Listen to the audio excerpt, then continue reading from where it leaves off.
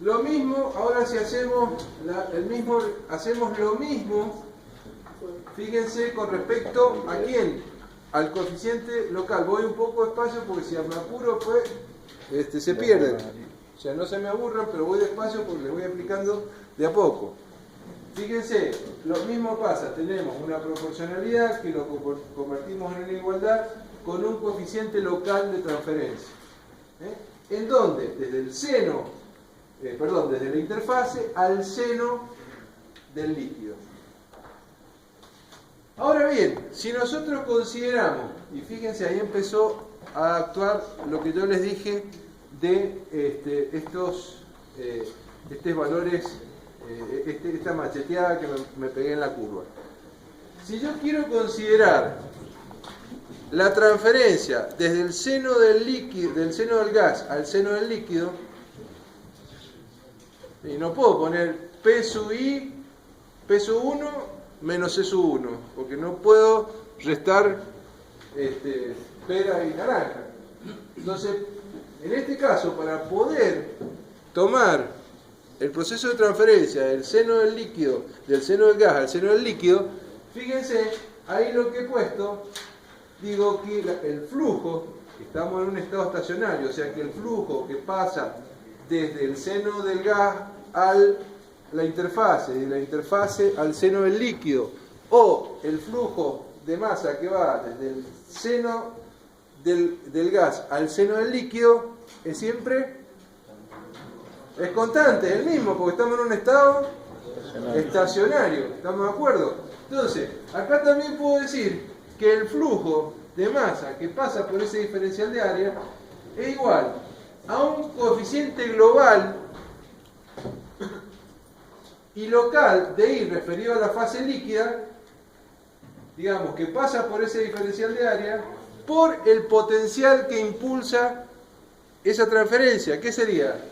La presión parcial del componente 1 en la fase gaseosa menos la presión parcial esta trucha o supuesta que hemos tomado, que la puedo tomar como válida porque está en equilibrio con la concentración del componente 1 en la fase del líquido, que es P sub I sub E.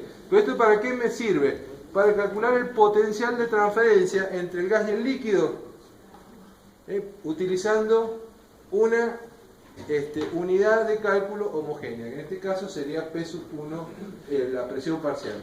Y esto lo estaría multiplicando por, fíjense, un K grande, pero referido al gas. K sub G sub I, coeficiente global y local de I referido a la fase 1, o sea, que sería la fase gaseosa. ¿Ese coeficiente también es una unidad de la velocidad? Sí, le puede dar, pero tendríamos que entrar a meternos en esto, pero sí, porque usted acuérdese que H, vamos a gas, vamos al proceso de transferencia de calor. El H no era lo mismo en el proceso turbulento que en el laminar. El valor de H le está dando una idea si el flujo es turbulento o es laminar.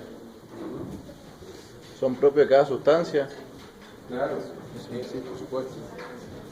Cada sustancia, cada modelo, vamos a tener que calcular estas cosas.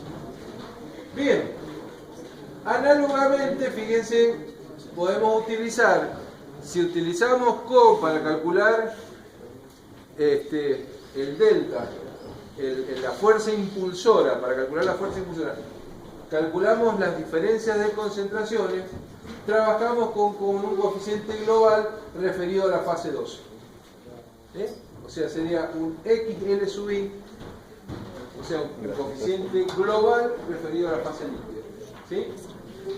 En todos los casos, fíjense, en todos los casos, ¿qué podemos decir? Que el flujo es constante. ¿Por qué? Porque no estamos en un estado estacionario. Por lo tanto, podemos escribir lo que estaba abajo. Si lo escribimos como está en el último renglón, ¿qué estoy poniendo? Que el flujo de masa que está pasando es igual al potencial que lo impulsa sobre la resistencia que ofrece la fase por donde está pasando. Fíjense que hemos llegado a una expresión similar a la que usábamos en el caso de calor. usando los mismos conceptos. ¿Sí? Acá lo único que hicimos hay una pequeña truchadita, hicimos un artificio matemático para poder utilizar el modelo.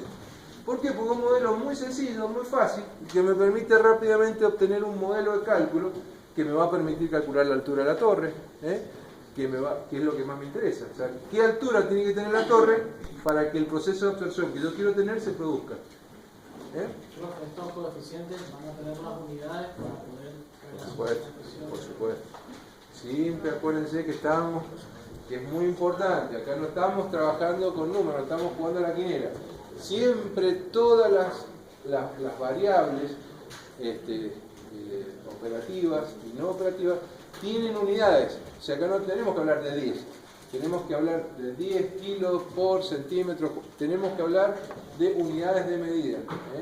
¿Estamos de acuerdo? Y siempre tiene que ser homogéneas, pues si no homogeneizamos las unidades de medida, normalmente metemos la pata. ¿Quiere parar un ratito? ¿Sí? Bueno.